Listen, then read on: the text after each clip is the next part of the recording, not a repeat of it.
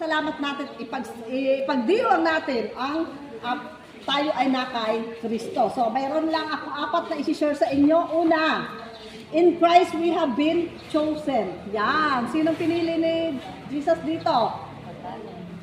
Dahil tayo ay ang dahilan natin para mag-celebrate, ating ipagdiwang na tayo ay pinili ng ating Panginoon. Amen. So napakapalad ng bawat isa sa inyo, sa ating lahat, dahil isa kayo na pinili ng ating Panginoong Hesukristo. Amen. Sabi sa Ephesians chapter 1 verse 4, bago palikhain ang sanlibutan ay pinili na niya tayo upang maging Kanya sa pamagitan ng pakikipag-isa kay Kristo at upang tayo maging banal at walang kapintasan. Amen. Sa harap niya. So, dahil sa pag-ibig ng Diyos. Amen. So, sabihin sa katabi mo, palangga ka ng Diyos. Amen.